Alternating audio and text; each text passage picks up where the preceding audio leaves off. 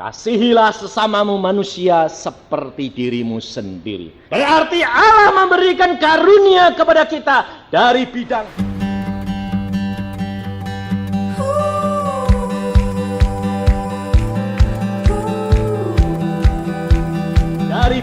horizontal untuk sesama manusia. Dan kalau saudara tidak melakukan, engkau akan dituntut seperti orang kaya ini.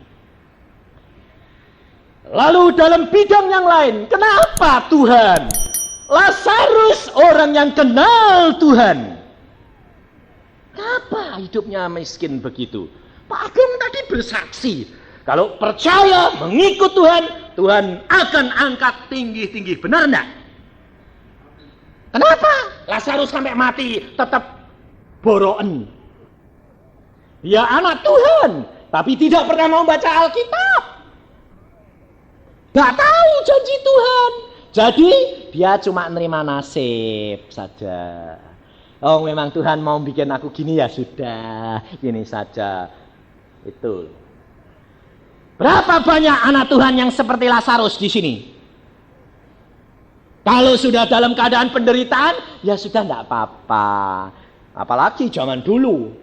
Selalu dikatakan, saya pada waktu mau jadi hamba Tuhan, pada waktu masih muda umur 21 barusan lulus SMA loh. Sebabnya zaman dulu, zaman perang, saya sudah tidak sekolah. Jadi pada waktu itu Papa mengatakan, tidak, kamu jadi dokter. Kenapa? Jadi hamba Tuhan menderita. Kenapa? Menderita. Hamba Tuhan tuh lihat hidupnya, menderita. Tidak usah khawatir, menderita di dunia, kaya di surga. Moto hamba Tuhan, benar enggak? Salah. Saya bilang enggak. Hamba Tuhan mengatakan apa? Aku hamba raja. Masa ada pegawainya Presiden Soeharto tukang sapu jalo, pakai comang-caming enggak? Enggak ada, malu presidennya. Ini raja di atas segala raja. Masa gambanya compang-camping, nggak bisa makan. Nggak bisa, saya bilang, biar raja di atas segala raja. Kalau kita benar-benar dipanggil menjadi hambanya, mesti dicukupi. Itu jaminan dia. Saya mengatakan begitu. Lalu ini dikatakan, engkau berani, nekat. Nah ya. Kenapa kok kamu nekat gitu? Habis jatuh cinta. Bener gak? Saudara kalau jatuh cinta nekat gak? Hah? Enggak? Rugi. Jatuh cinta enggak nekat berarti enggak cinta. Nah, kalau orang cinta itu ya mesti nekat. Contohnya, saya dulu itu jatuh cinta sama istri saya itu, wah. Papa nggak boleh. Papa bilang, sekolah? Nggak model pacaran. Saya nggak bilang ya, nggak bilang enggak. Sebab kalau saya bilang ya, bohong. Saya nanti dosa terus. Saya nggak mau, diem aja. Saya ketawa. Ketawa itu bisa dua, bisa ACC, bisa tidak. Lalu pada waktu saya sekolah SMP belum sama istri saya malam-malam Tuhan ngomong, itu loh jodohmu. Hah? Malam-malam Tuhan ngomong, sedang tidur itu, kamu mau tahu jodohmu enggak? Belum mikir jodoh Tuhan, itu loh jodohmu. Wah, kok kurus kering gunung. Lalu zaman dulu tuh pakai horsetail tahu toh? Buntut kuda, kurus, jalannya jendit. Kalau bilang, lu Tuhan kasih jodoh kok kurus kering kecil gitu. Lah bayangin saudara, istri saya itu tingginya 156, berat badannya pada waktu itu loh 37. Pantas tak? Kurus kecil. Nah, ini Cim tuh di sini tahu, wong dulu istri saya tuh sekolahnya di Surabaya, di Ambengan gitu. Kosnya di Ambengan 51. Lalu pada waktu itu saya bilang, siapa sih Tuhan itu? Nanti kamu ketemu. Bener, waktu di SMP kelas 3, SMP kelas 3 loh. Oh tapi SMP kelas 3 itu umurnya sudah 18. Oh jangan kayak diukur sekarang, oh zaman dulu zaman perang kok. Pak Budiono tahu. Ya tak Pak ya. Zaman perang itu anak-anak tidak sekolah. Jadi jangan diukur sekarang SMP kelas 3, 2. Biasa umur 20 lulus SMA itu baik gitu. Lalu saya pas istirahat di luar, saya duduk-duduk dengan teman laki-laki banyak gitu. Ini si calon istri ini jalan. Mau pergi ke kantor direktur. Ternyata satu kelas sama saya. Nah saya lihat gitu tuh, lewat sama jendit-jendit. Waduh. Hah. Langsung teman saya bilang, apa? Enggak apa-apa. Malu. Wah, lalu mulai saat itu mulai terbayang-bayang. Nah. Lalu saya lihat, oh itu bakal jodohku. Lah saya duduk di belakang, dia di depan. Ya tak inceng terus. Nah itu, Tuhan yang salah, orang salahku. Dia ngasih tahu. Lah ya saya malah mulai tertarik. Lalu mulai saya senang. Saya ya otomatis toh, mulai tak deketi toh. Deket-deketi tahu dia. Wah temennya bilang, Cat. Dia mulai jatuh cinta. Enggak. Siapa sih gelem mbek orang kayak gitu? Sebabnya apa? Saya itu dulu hitamnya 3 kali ini.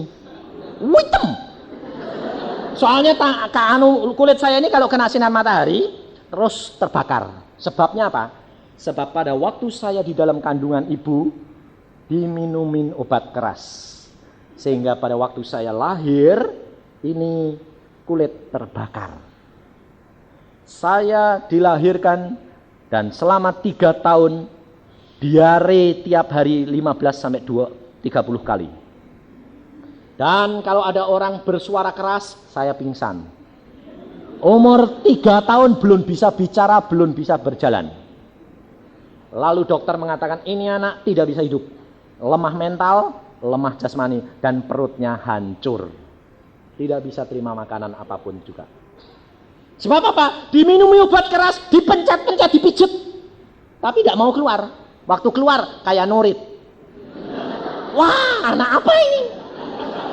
Lalu habis itu ibu saya ngandung lagi, tidak mau ngurusi saya, bingung. Lalu tiba ngurusin yang mau mati, ngurusin yang hidup saja toh, adikku toh. Nah, saya lalu diambilkan pembantu, hidup dengan pembantu. Bayangin, saudara. Sehingga kalau kena sinar matahari hitam, tungteng. Jadi si Kiat ini calon pacar saya ini bilang apa? Kalau dia mau sama saya dikelantang sih. Tahu dikelantang enggak? Kelantang itu baju ini loh dikasih sabun terus dijemur. Terus nanti dicuci lagi, sabuni, jemur lagi gitu. Nanti jadi putih. Nah, waktu dengar gitu hati saya sakit, saya bilang Tuhan ngasih jodoh kok belum sudah nyakiti hati. Tapi saudara, bagaimana Tuhan itu luar biasanya. Tuhan bilang apa? Kamu tuh namanya belum Yusa pada waktu itu. Jangan berpikir negatif. Jangan punya visi yang hanya di depanmu sekarang. Harus punya visi yang jauh, iman dan harapan. Lah terus bagaimana dia ngina? Enggak apa-apa. Lah terus piye pikirannya supaya ini lo seneng? Tuhan bilang, kamu ini kok lucu. Dia kan putih toh? Iya. Lah kamu yang hitam toh? Iya. Lah kopi susu sedap. Pikir gitu. Oh iya ya. Ya, benar saya bilang. Dan hati saya tuh senyum luar biasa. Kalau dia ngomong perlu dikelantang, kopi susu sedap. Lalu iman saya mengatakan mesti kamu jadi jodohku. Nah, Lalu bagaimana saya berdoa? Tuhan, caranya bagaimana bisa deketi dia? Wong dideketi dia tidak mau. Sudah asal saya deket-deket. Lalu Tuhan memberikan hikmat. Wah, hikmatnya luar biasa. Jangan khawatir, kamu kan ketua kelas. Iya. Kamu kan termasuk anak yang pandai. Iya. Kumpulkan anak yang pandai. Berapa? 5 orang. Sekarang memang 5 orang ini jadi dokter 2, jadi insinyur 2, dan saya 1 jadi dokter gigi. Lalu ini dikumpulkan. Kumpul. Sekarang bagi 5 kelompok diadakan studi top untuk menyiapkan ujian. Nah terus ya otomatis toh dia masukin kelompokmu.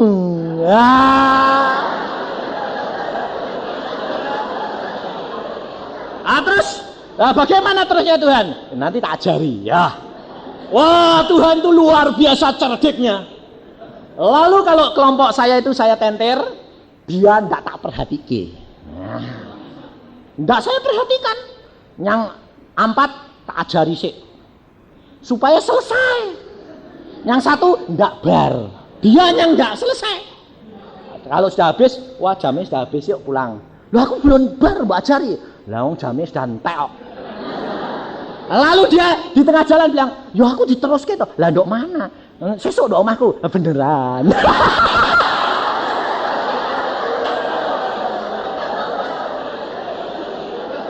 Cara yang bijaksana, hikmat yang dari Tuhan itu luar biasa.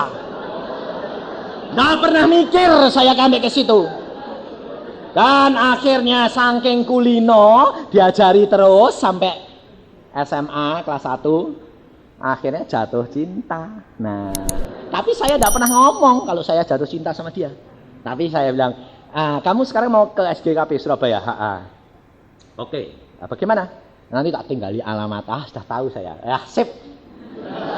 Kalau dia orang perempuan sudah bilang, nanti tak tinggali alamat. Tidak usah khawatir. Wah, sip. Lalu bilang, aku minta fotomu. Wah, beres. Nah, beres. Lalu ini yang kumpul. Nah, dia tahu foto saya tuh dipajang di kamarnya. Wah. Setiap minggu tulis surat 2 kali. Crash. Selasa, Kamis tulis surat. Suratnya di tengah jalan. Itu namanya orang jatuh cinta. Lah kamu ini jatuh cinta sama Tuhan Yesus enggak? Hah? Ya, baca riwayat Tuhan Yesus enggak? Orang yang jatuh cinta selalu nulis perkara siapa? Perkara dirinya sendiri atau perkara orang lain? Perkara dirinya sendiri. Yesus jatuh cinta kepada kita menulis perkara dirinya sendiri. Dan engkau calon-calon pengantin perempuan ini, engkau pacar Tuhan Yesus, tapi engkau tidak pernah baca suratnya. Bagaimana kalau Tuhan nanti datang mengatakan, engkau calon pengantinku, sudahkah engkau baca suratku, pesan-pesanku? Apa jawab saudara? Saudara bisa mengatakan, belum sempat Tuhan, waktunya sudah sangat singkat, terlambat. Engkau aku tinggal dan engkau akan menderita sengsara. Saudara harus perhatikan, ini firman daripada Tuhan. Lazarus menderita disebabkan karena dia tidak tahu firman daripada Allah. Dia tidak tahu janji daripada Allah. Dia tidak mengerti bahwa Allah menyediakan segala-galanya bagi anak-anaknya yang percaya kepadanya. Tapi dia tidak menikmati. Kenapa Tuhan biarkan?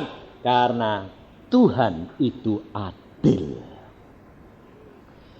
Yesus berkata, minta maka akan diberi. Kalau engkau tidak minta, diberi tidak. Kalau saudara tidak minta, tidak berdoa, tidak minta kepada Yesus, engkau dapat atau tidak? Tidak. Sebab Yesus terbentur kepada keadilan karena setan selalu menuduh. Tuhan, anakmu tidak minta, kenapa engkau beri? Dan Tuhan tidak bisa karena dia adil. Maka dari itu saudara harus membaca firman Tuhan, mengetahuinya di mana hakmu di mana engkau harus bertindak, di mana engkau harus berbuat, dan tuntut akan firman Tuhan. Kalau engkau melakukan firman Tuhan, segala firman-Nya akan digenapi. Dia mengatakan dia akan memberitahukan kepadamu hal-hal yang akan datang. Itu saya alami sampai sekarang. Apapun yang akan terjadi, Tuhan sudah beritahu. Karena saya mengatakan, Tuhan, engkau firman-Mu loh yang berkata, engkau akan menuntut hamba-Mu ini setiap langkah ke dalam seluruh kebenaran. Engkau akan memberitahukan perkara-perkara yang akan datang. Benar. Dan semuanya digenapi. Saudara tahu. Menjadi anak Tuhan adalah menjadi anak yang sungguh-sungguh berubah. Dalam mental cara berpikir kita harus berubah. Saudara jangan berpikir lagi secara manusiawi, tapi berpikir secara Alkitab. Berpikir mempunyai visi daripada Allah, mempunyai pengharapan dan iman. Dan jangan berpikir dalam masa sedang diproses. Banyak anak Tuhan memikirkan hanya pada masa sedang diproses. Tetapi tidak memikirkan apa yang akan terjadi. Sehingga proses itu menjadi lama. Seperti bangsa Israel dari Mesir ke tanah Kanaan. Mengapa lama? Karena selalu terbentur dengan mata jasmani sedang diproses. Tidak ada makanan sudah bingung. Tidak ada air sudah bingung. Padahal Allah mengatakan, aku memimpin engkau. Aku tidak akan biarkan kamu piatu. Dan kalau kita sedang diproses, saudara, semuanya tidak ada yang enak. Pak Agung sendiri mengatakan, sedang diproses. Menjadi orang laki-laki suruh belanja ke pasar. Suruh ngantar sekolah, tapi dia tetap ngajar sekolah minggu. Bayangin. Kalau ketemu anak sekolah minggunya, kok beli apa? Beli tewel. Malunya luar biasa dia. Tapi semangatnya tidak menjadi luntur. Karena apa? Visinya mesti akan berakhir. Berpikir positif mesti jadi. Maka pada waktu itu orang itu berkata, Bapak Abraham, kasihanilah aku. Suruhlah Lazarus supaya ia mencelupkan ujung jarinya ke dalam air dan menyejukkan lidahku. Sebab aku sangat kesakitan, saudara tahu. Di alam maut sana sudah ada penderitaan, tapi belum berat. Belum ada tingkatan-tingkatan di dalam alam maut. Di mana kalau engkau terlalu jahat di dalam, kalau tidak begitu jahat di atas, tapi tetap gelap. Pada waktu satu kali orang yang jahat ini bertanya kepada Tuhan, Tuhan, engkau tidak adil. Kenapa aku di sini? Orang-orang lain itu di Firdaus yang penuh terang benderang begitu. Lalu Tuhan mengatakan, kamu mau di tempatku ini? Oke. Kamu hidup di dalam dosa dan di dalam kecemaran. Kamu mau menaik ke surga? Silahkan kalau kamu mau. Orang yang jahat ini naik. Sampai di sana dia mengatakan, oh benar, lebih menderita saya di surga. Karena cahaya itu menyakitkan tubuhku. Dan tidak tahan aku melihat cahaya ini. Betul, aku lebih baik di alam maut. Dan mereka kembali ke alam maut. Saudara tahu. Saudara dan saya akan diberikan sesuai dengan apa yang engkau lakukan di dalam dunia. Kalau engkau benar mengikut Yesus, engkau akan mendapatkan cahaya kemuliaan Yesus. Dan kita tidak akan menderita. Tapi kalau orang berdosa di sana tidak tahan. Maka dari itu kita yang penting adalah apa? Melakukan firman Tuhan. Mempunyai visinya Tuhan. Punya iman, mesti aku akan terselesaikan segala perkara itu. Kalau sekarang sedang menderita, ucapkan syukur karena sedang di dalam proses. Roti yang sedang tepung dengan garam dan gula sedang diulat, sedang dimasukkan dalam oven, panas, sengsara, mendidih. Tapi ucapkan syukur kalau sudah jadi roti, maka akan menjadi berkat bagi sesama manusia. Allah dimuliakan karena hidup di dalam kita. Kalau saudara menjadi pemuda dan pemudi mau hidup dengan Tuhan, dengan sungguh-sungguh, Allahmu akan atur naik.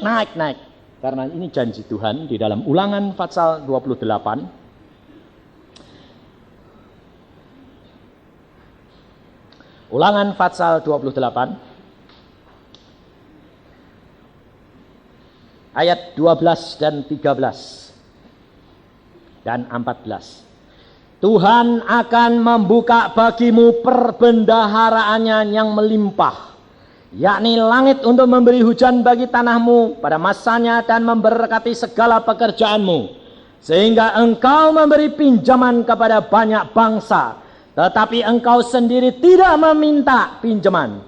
Tuhan akan mengangkat engkau menjadi kepala dan bukan menjadi ekor. Engkau akan tetap naik dan bukan turun apabila engkau mendengarkan perintah Tuhan Allahmu yang ku sampaikan pada hari ini kau lakukan dengan setia. Dan apabila engkau tidak menyimpang ke kanan atau ke kiri dari segala perintah yang kuberikan kepadamu pada hari ini dengan mengikuti Allah lain dan beribadah kepadanya. Jadi kalau saudara melekat kepada Tuhan saja, maka engkau akan dituntun ke tempat yang lebih tinggi. Dan firman Tuhan selanjutnya mengatakan kepada orang yang kaya itu, Abraham mengatakan, kita tidak dapat ke sana karena ada selang yang dalam sekali. Engkau di dalam dunia sudah diberikan karunia, berkat, tetapi sekarang kamu disengsarakan. Tapi kalau dia menggunakan dan melaksanakan apa yang Tuhan berikan, pasti dia akan menerima dunia dan surga. Selanjutnya firman Tuhan mengatakan di dalam ayat 29, tetapi kata Abraham, ada pada mereka kesaksian Musa dan para nabi. Baiklah mereka mendengarkan kesaksian itu. Jawab orang itu, tidak Bapak Abraham. Tetapi jika ada seorang datang dari antara orang mati kepada mereka, mereka akan bertobat. Mereka kerap kali minta mujizat, mereka minta tanda. Tapi apa yang dikatakan oleh Abraham? Mereka ada kesaksian Musa dan kesaksian para nabi. Alkitab sudah menyaksikan kepada kita, saudara. Kita menjadi anak-anak Tuhan, semua tokoh-tokoh Alkitab, semua hamba-hamba Tuhan dididik dari bawah. Jangan saudara kira bilang, walah sekarang papaku ini kaya. Lah kalau gitu nanti saudara bakal bagaimana? Untuk miskin dulu. Tuhan itu luar biasa. Saya pun dididik oleh Tuhan mulai dari bawah. Kemudian setelah jadi dokter, sudah praktek 14 tahun. Lalu Tuhan mengatakan, sekarang tinggalkan semuanya, ikut aku. Pada waktu pulang dari Irian Barat, saya bawa uang banyak. Sebab di Irian Barat, saya diberkati Tuhan luar biasa. Dokter tapi dagang. Nah Tuhan mengatakan, sebab pada waktu saya pergi ke Irian Barat, gajinya dimakan 5 hari habis. Bayangin, sore tidak boleh praktek. Sebab masih ontea, masih antara perebutan, pepera. Saya mengatakan, Tuhan, kenapa engkau utus aku ke Irian Barat? Makan cuma 5 hari, lalu 25 hari puasa Tuhan. Tuhan mengatakan, nurut, nanti bahagia. Saya pada waktu lulus, saya pulang ke Jepara sama istri saya, dan saya mengatakan, saya mau ke Jakarta lapor. Lalu istri saya bilang, kamu mau ditempatkan di mana? Seluruh Indonesia mau, kecuali Irian Barat tidak mau. Nah, saya batasi, karena apa? Irian Barat belum masuk Indonesia. Masih ribut, masih dor-doran, dan banyak malaria. Jadi saya bilang, enggak, Irian Barat. Ya sudah, saya sampai di sana berdoa, Tuhan, aku mau masuk kantor Direktorat Jenderal ini. Engkau kuasai mulut, pikiran, dan hatiku. Apa yang aku jawab, dalam nama Yesus, itu yang keluar. Saya masuk. Lalu bilang, selamat pagi. Oh, dokter baru ya? Ya. Mau tugas kemana? Kemana saja. Lalu Pak Risalinur mengatakan apa? Saya harap saudara, sudah 3 tahun Irian Barat tidak ada dokternya.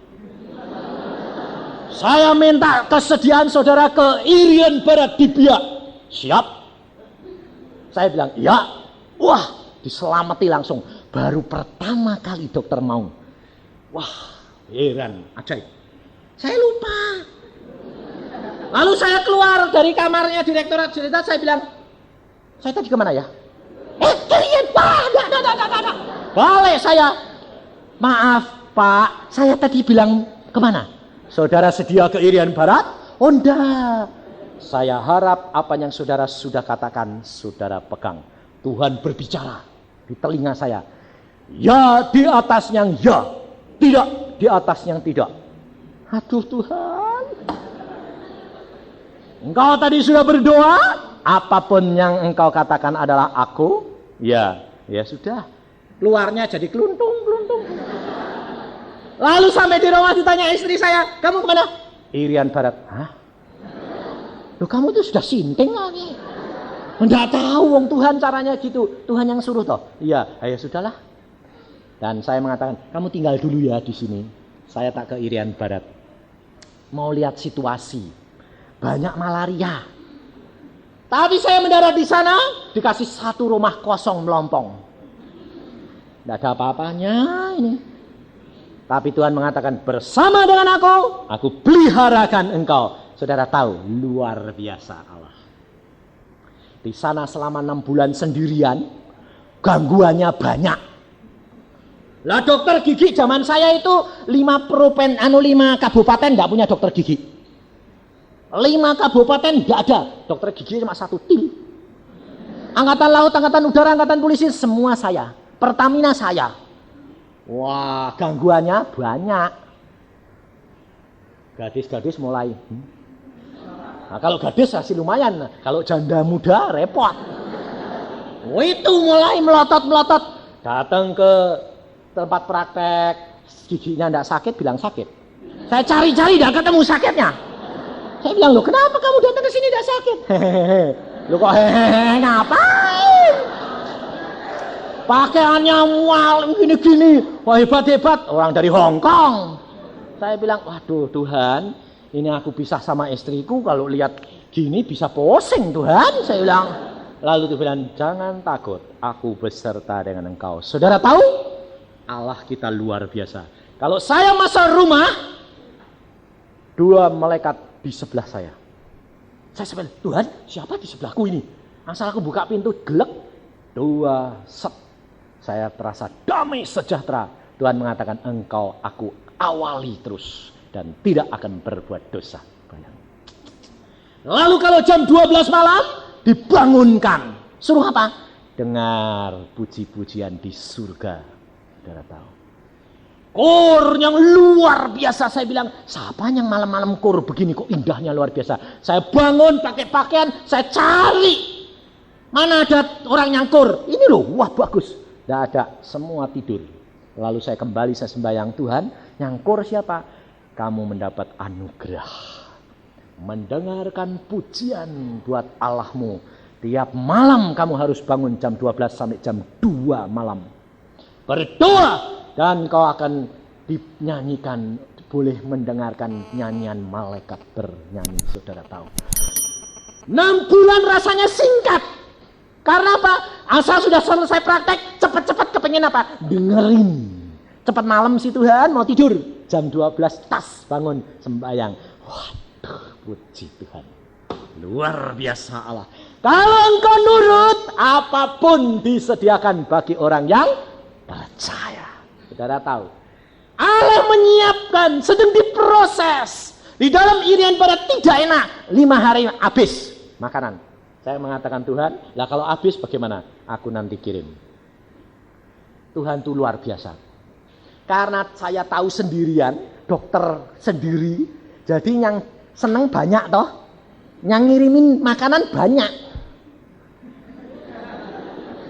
Jadi yang sore saya buka, ini dokter makanan. Aduh, makan lagi. Jadi dari tanggal 1 sampai tanggal 30 tetap makan. Yang jamin siapa? Enggak peduli. Makanannya mau. Orangnya enggak. Lah saya enggak minta. Dikirim sendiri. Ini loh saudara. Proses ini harus dialami tiap-tiap anak Tuhan. Tapi kalau engkau menurut, engkau akan berbahagia. Karena Allah kita itu Allah yang luar biasa. Tergantung sekarang pada saudara, percaya tidak akan kesaksian ini. Kalau tidak percaya, tanggungan sendiri. Saya kan seorang hamba Tuhan menceritakan apa yang saya alami. Dan saya tidak berani bohong karena upah saya apa? Dusta, upahnya maut. Apa untungnya kalau saya dustai saudara? Tidak ada untungnya. Tapi saya katakan karena apa? Karena saudara harus mencari pengalaman pribadi dengan Yesus. Allah kita adalah Allah yang luar biasa. Firman Tuhan semuanya digenapkan. Tidak ada yang tidak digenapkan. Dan saya berani menyaksikan. Karena saya mengalami pribadi demi pribadi dengan Tuhan. Allah kita Allah yang luar biasa. Yesus Allah yang hidup. Amin. Mari kita berdoa.